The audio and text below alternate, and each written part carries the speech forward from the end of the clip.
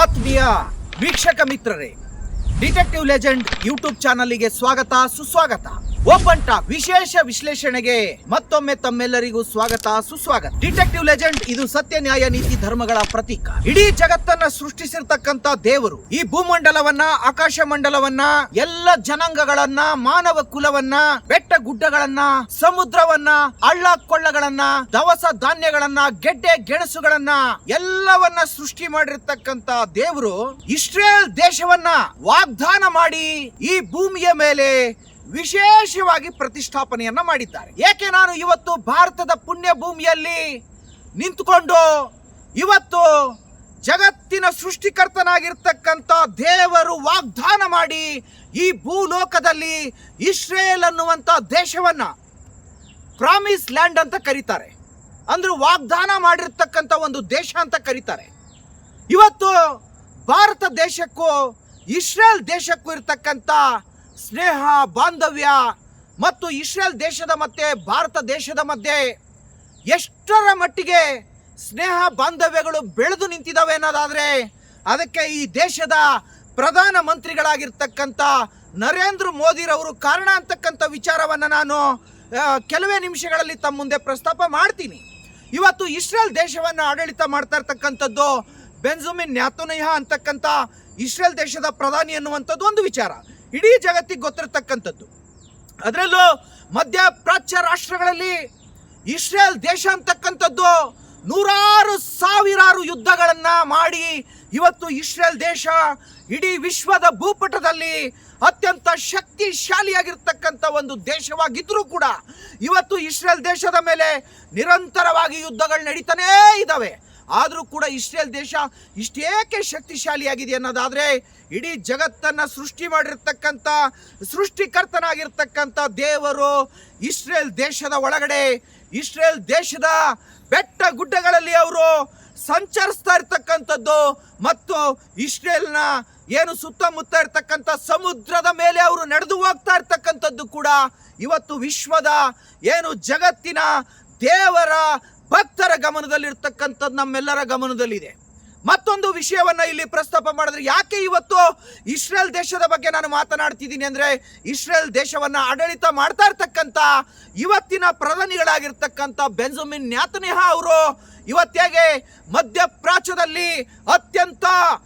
ಬಲಿಷ್ಠ ಆಡಳಿತಗಾರರಾಗಿ ಇಸ್ರೇಲ್ ದೇಶವನ್ನ ಮುನ್ನಡೆಸ್ತಿದ್ದಾರಂದ್ರೆ ಬೆಂಜಮಿನ್ ನ್ಯಾತನ್ಯಾಹು ಅವರು ಕೇವಲ ಇಸ್ರೇಲ್ ದೇಶದ ಅವರು ಪ್ರಧಾನಿಗಳಾಗಿ ಇವತ್ತು ಸೇವೆಯನ್ನು ಸಲ್ಲಿಸ್ತಾ ಇಲ್ಲ, ದೇವರ ಸೇವಕರಾಗಿ ಇಡೀ ಭೂಮಂಡಲವನ್ನ, ಆಕಾಶ ಮಂಡಲವನ್ನ ಸೃಷ್ಟಿ ಮಾಡಿದ ದೇವರ ಸೇವಕರಾಗಿ ಅವರು ದೇವದೂತರಾಗಿ ಇವತ್ತು ಇಸ್ರೇಲ್ ದೇಶವನ್ನ ಆಡಳಿತ ಮಾಡ್ತಾ ಇದ್ದಾರೆ, ಇಸ್ರೇಲ್ ದೇಶವನ್ನ ನಡೆಸ್ಕೊಂಡು ಹೋಗ್ತಾ ಇದ್ದಾರೆ. ಇವತ್ತು ಕೂಡ ಇಸ್ರೇಲ್ ದೇಶದ ಮೇಲೆ ದಿನನಿತ್ಯ ಯುದ್ಧಗಳು ನಡೀತವೆ. ದಿನನಿತ್ಯ ಇಸ್ರೇಲ್ ದೇಶ ಯುದ್ಧದ ಕಾರ್ಮೋಡದಲ್ಲಿ ಅದು ಮುಳುಗಿ ಹೋಗಿರುತ್ತದೆ. ಸದಾ ಕಾಲ ಯುದ್ಧೋನ್ಮಾದವಾಗಿರ್ತಕ್ಕಂಥ ಒಂದು ರೀತಿಯಲ್ಲಿ ಇಸ್ರೇಲ್ ದೇಶ ಇವತ್ತು ನಡೆದು ಹೋಗ್ತಿರ್ತಕ್ಕಂಥದ್ದು ಮತ್ತು ಇಸ್ರೇಲ್ ದೇಶ ಪದೇ ಪದೇ ಪದೇ ಪದೇ ಯುದ್ಧಗಳು ನಡೆದಾಗ ಕೂಡ ಇತಿಹಾಸದ ಪುಟದಲ್ಲಿ, ಚರಿತ್ರೆಯಲ್ಲಿ, ಅದು ಜಗತ್ತಿನ ಚರಿತ್ರೆಯಲ್ಲಿ, ಮಾನವ ಕುಲದ ಚರಿತ್ರೆಯಲ್ಲಿ ಇಸ್ರೇಲ್ ದೇಶ ಅಂತಕ್ಕಂಥದ್ದು ಯಹೂದ್ಯರ ಯುದ್ಧಗಳಿಂದ ಹಿಡಿದು ಇವತ್ತು ನಡೀತಕ್ಕಂಥ ಏನು ಮಧ್ಯಪ್ರಾಚ್ಯದಲ್ಲಿ ನಡೀತಕ್ಕಂಥ ಯುದ್ಧಗಳವರೆಗೂ ಕೂಡ ಇವತ್ತು ಇಸ್ರೇಲ್ ದೇಶ ವಿಜಯವನ್ನ ಸಾಧಿಸ್ತಾ ಇದೆ. ಅಂದ್ರೆ ಇಸ್ರೇಲ್ ದೇಶದ ಪರವಾಗಿ ಇವತ್ತು ದೇವರೇ ನಿಂತು ಯುದ್ಧ ಮಾಡಿ ಇಸ್ರೇಲರಿಗೆ ಜಯವನ್ನ ತಂದು ಕೊಡ್ತಾ ಇದ್ದಾರೆ. ಇವತ್ತು ಇಸ್ರೇಲಿನ ಯಹೂದಿಗಳು ಯಾವ ಸಂತಾನಕ್ಕೆ ಸೇರಿದವರು ಅಂತಕ್ಕಂಥ ವಿಚಾರವನ್ನು ನಾವು ಪ್ರಸ್ತಾಪ ಮಾಡೋದಾದ್ರೆ ಅವರು ಯಹೂದ್ಯ ಕುಲದವರಾಗಿದ್ದಾರೆ. ಆ ಇಡೀ ಇಸ್ರೇಲ್ ದೇಶವನ್ನ ದೊಡ್ಡ ಮಟ್ಟದಲ್ಲಿ ಆಡಳಿತ ಮಾಡಿದ್ದು ಡೇವಿಡ್ ಅಂತಕ್ಕಂಥ ಕಿಂಗ್. ಈ ಡೇವಿಡ್ನ ಮೇಲೆ, ಇಸ್ರೇಲ್ ದೇಶದ ಮೇಲೆ ಯುದ್ಧಕ್ಕೆ ಜಗತ್ತಿನ 4 ದಿಕ್ಕಿನಿಂದ ಬಲಿಷ್ಠ ಸೈನ್ಯಗಳು ಬಂದಾಗೂ ಕೂಡ ಅವತ್ತು ಇವರು ಬೆರಕ ತಗ್ಗಿನಲ್ಲಿ ಹೋಗಿ ದೇವರಿಗೆ ಮೊರೆ ಇಟ್ಟಾಗ ದೇವರೇ ಅವತ್ತು ಇಸ್ರೇಲ್ ದೇಶದ ರಕ್ಷಣೆಗೆ ಧರೆಗಿಳಿದು ಬಂದು ದೇವದೂತರನ್ನ ಕಳಿಸಿಕೊಟ್ಟು ದೇವರೇ ಬಂದು ಯುದ್ಧವನ್ನ ಮಾಡಿ 4 ಈ ಜಗತ್ತಿನ ಅತಿ ದೊಡ್ಡ ಸೈನ್ಯಗಳನ್ನು ಹಿಮ್ಮೆಟ್ಟಿಸಿ ಅವತ್ತು ಡೇವಿಡ್ ಕಿಂಗ್ಗೆ ಯಾವ ರೀತಿ ಜಯವನ್ನ ಕೊಟ್ಟು ಇಸ್ರೇಲರಿಗೆ ಯಾವ ರೀತಿ ಜಯವನ್ನ ಕೊಟ್ಟರು, ಅದೇ ರೀತಿಯಲ್ಲಿ ಇವತ್ತು ಇಸ್ರೇಲ್ನ ಪ್ರಧಾನಿಗಳಾಗಿರ್ತಕ್ಕಂಥ ಬೆಂಜಮಿನ್ ನ್ಯಾತನ್ಯಾಹು ಅವರಿಗೆ ಇವತ್ತು ದೇವರು ಅದೇ ರೀತಿಯಲ್ಲಿ ಯುದ್ಧವನ್ನ ಮಾಡಿ ಜಯವನ್ನ ಕೊಡ್ತಾ ಇದ್ದಾರೆ ಅಂತಕ್ಕಂಥ ಅಂಶವನ್ನ ಇಲ್ಲಿ ಪ್ರಸ್ತಾಪ ಮಾಡಬೇಕಾಗುತ್ತೆ. ಈಗ ನಮ್ಮ ಭಾರತ ದೇಶದ ಹಿಂದೂ ಸಂಸ್ಕೃತಿಯ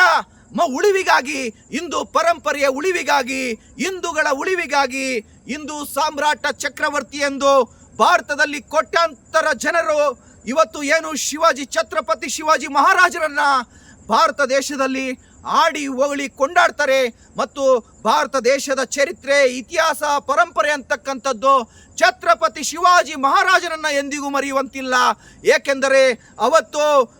ಏನು ಇಸ್ಲಾಮಿನ ಮೂಲಭೂತವಾದಿಗಳಿದ್ರು, ಅವರು ಭಾರತ ದೇಶದ ಮೇಲೆ ದಾಳಿ ಮಾಡಿದಾಗ ಛತ್ರಪತಿ ಶಿವಾಜಿ ಮಹಾರಾಜರು ಇಸ್ಲಾಂ ಮೂಲಭೂತವಾದದ ವಿರುದ್ಧ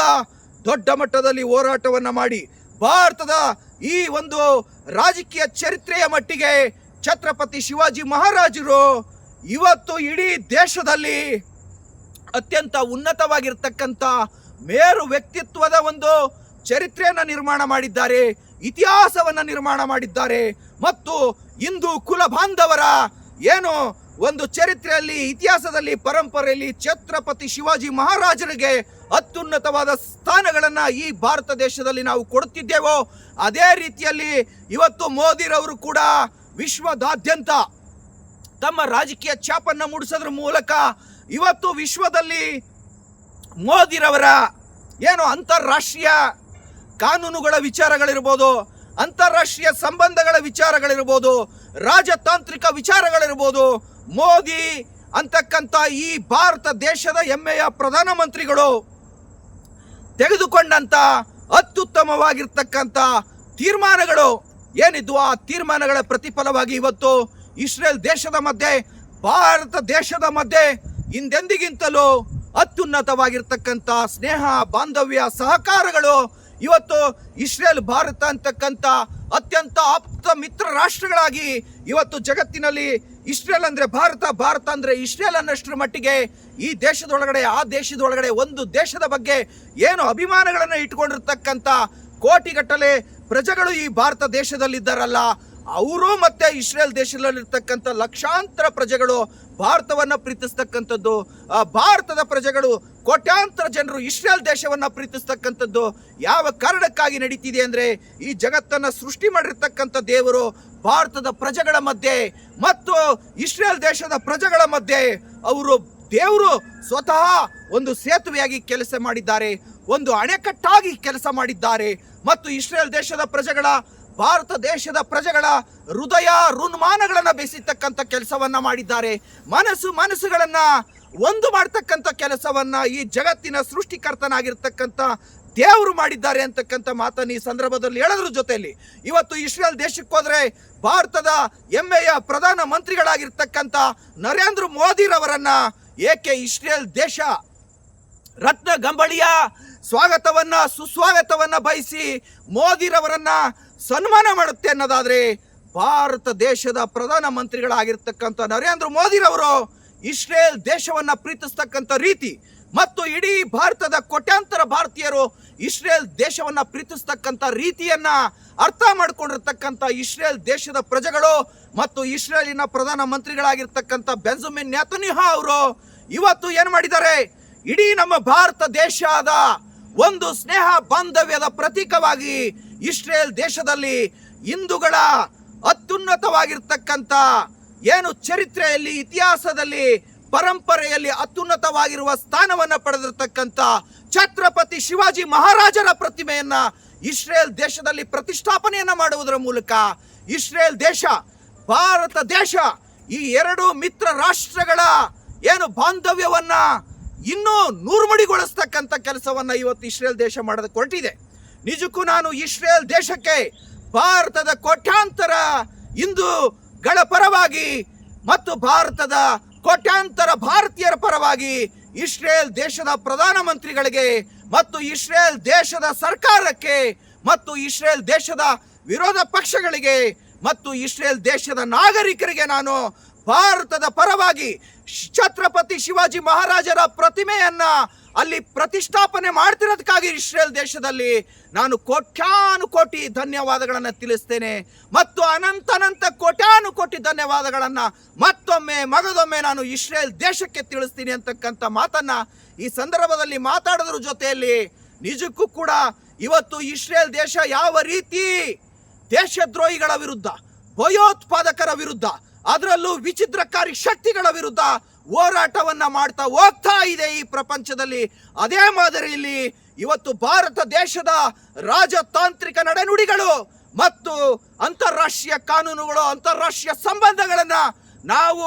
ಆ ಅಂತಾರಾಷ್ಟ್ರೀಯ ಕಾನೂನಿನ ಚೌಕಟ್ಟಿನ ಒಳಗಡೆ, ಅದರಲ್ಲೂ ವಿಶೇಷವಾಗಿ ಅಂತಾರಾಷ್ಟ್ರೀಯ ಸಂಬಂಧಗಳನ್ನ ನಾವು ವೃದ್ಧಿಗೊಳಿಸ್ಕೊಳ್ಳೋದ್ರ ಜೊತೆಯಲ್ಲಿ ಇವತ್ತು ನರೇಂದ್ರ ಮೋದಿರವರು ಕೂಡ ಇವತ್ತು 2014ರಿಂದ ಇಲ್ಲಿವರೆಗೂ ಕೂಡ ಈ ದೇಶದ ಪ್ರಧಾನಿಗಳಾದ ಮೇಲೆ ಭಯೋತ್ಪಾದಕರ ವಿರುದ್ಧ ಅಮೇರಿಕ ದೇಶ ಅಂತಕ್ಕಂಥ ದೊಡ್ಡಣ್ಣನಿಗಿಂತ ಇನ್ನೂ 100 ಹೆಜ್ಜೆ ಮುಂದೆ ಹೋಗಿ ಭಯೋತ್ಪಾದಕರ ವಿರುದ್ಧ ನನ್ನ ದೇಶದ ಹೆಮ್ಮೆಯ ಪ್ರಧಾನಿಗಳಾಗಿರ್ತಕ್ಕಂಥ ನರೇಂದ್ರ ಮೋದಿ ರವರು ಸಿಂಹ ಗರ್ಜನೆಯನ್ನ ಮಾಡ್ತಾ ಇರ್ತಕ್ಕಂಥದ್ದನ್ನು ನೋಡಿದಾಗ ಈ ದೇಶ ವಿಶ್ವದಲ್ಲೇ ಅತ್ಯಂತ ಪ್ರಮುಖವಾಗಿರ್ತಕ್ಕಂಥ ದೇಶವಾಗಿ ಇವತ್ತು ಹೊರಹೊಮ್ಮಿದೆ. ಮುಂದಿನ ದಿನದಲ್ಲಿ ಇಡೀ ಜಗತ್ತಿನ ವಿಶ್ವ ಗುರುವಾಗಿ, ಇಡೀ ಜಗತ್ತಿಗೆ ಒಂದು ಮಾರ್ಗದರ್ಶನ ಮಾಡ್ತಕ್ಕಂಥ ನಿಟ್ಟಿನಲ್ಲಿ ಇವತ್ತು ಈ ದೇಶವನ್ನ, ಈ ಭಾರತದ ಹೆಮ್ಮೆಯ ಪ್ರಧಾನ ಮಂತ್ರಿಗಳಾಗಿರ್ತಕ್ಕಂಥ ನರೇಂದ್ರ ಮೋದಿರವರು ಈ ದೇಶದ ಶಕ್ತಿ, ಈ ದೇಶದ ದಿಶಕ್ತಿ ಅಂತಕ್ಕಂಥ ಮಾತನ್ನು ಈ ಸಂದರ್ಭದಲ್ಲಿ ನಾನು ನರೇಂದ್ರ ಮೋದಿರವರಿಗೆ ಭಾರತೀಯರ ಪರವಾಗಿ, ಭಾರತದ ಕೋಟಿಗಟ್ಟಲೆ ನಾಗರಿಕರ ಪರವಾಗಿ ನಾನು ನರೇಂದ್ರ ಮೋದಿರವರಿಗೂ ಕೂಡ ಈ ಸಂದರ್ಭದಲ್ಲಿ ಅನಂತ ಕೋಟಿ ಧನ್ಯವಾದಗಳನ್ನು ನಾನಿಲ್ಲಿ ತಿಳಿಸ್ತಾ ಇದ್ದೇನೆ. ಪಕ್ಷ ಭೇದವನ್ನು ಮರೆತು, ಧರ್ಮ ಭೇದವನ್ನು ಮರೆತು, ಜಾತಿ ಭೇದವನ್ನು ಮರೆತು, ವರ್ಗ ವರ್ಣ ಪ್ರಾಂತ್ಯ ಸಮುದಾಯ ಜನಾಂಗಗಳ ಭೇದಗಳನ್ನು ಮರೆತು ಇವತ್ತು ಈ ದೇಶದ ಪ್ರಧಾನ ಮಂತ್ರಿಗಳಾಗಿರ್ತಕ್ಕಂಥ, ಭಾರತದ ಹೆಮ್ಮೆಯ ಪ್ರಧಾನಿಗಳಾಗಿರ್ತಕ್ಕಂಥ ನರೇಂದ್ರ ಮೋದಿರವರಿಗೆ ಮತ್ತು ಇಸ್ರೇಲ್ ದೇಶದ ಪ್ರಧಾನ ಮಂತ್ರಿಗಳಾಗಿರ್ತಕ್ಕಂಥ ಬೆಂಜಮಿನ್ ನೇತನ್ಯಾಹು ಅವರಿಗೆ ನಾನು ಮತ್ತೊಮ್ಮೆ ಮಗದೊಮ್ಮೆ ಅನಂತ ಕೋಟಿ ಧನ್ಯವಾದಗಳನ್ನು ತಿಳಿಸ್ತಾ ಈ ಸಂಚಿಕೆಯನ್ನ ಇಲ್ಲಿಗೆ ಮುಕ್ತಾಯಗೊಳಿಸ್ತಾ ಇದ್ದೀನಿ. ವಂದನೆಗಳೊಂದಿಗೆ Brahmananda Reddy, advocate cum journalist, detective legend YouTube channel. ಇದು ಸತ್ಯ, ನ್ಯಾಯ, ನೀತಿ, ಧರ್ಮಗಳ ಪ್ರತೀಕ. ಜೈ ಹಿಂದ್, ಜೈ ಕರ್ನಾಟಕ ಮಾತಾ ಕಿ ಜೈ. ಜೈ ಹಿಂದ್, ಜೈ ಭಾರತ್ ಮಾತಾ ಕಿ ಜೈ.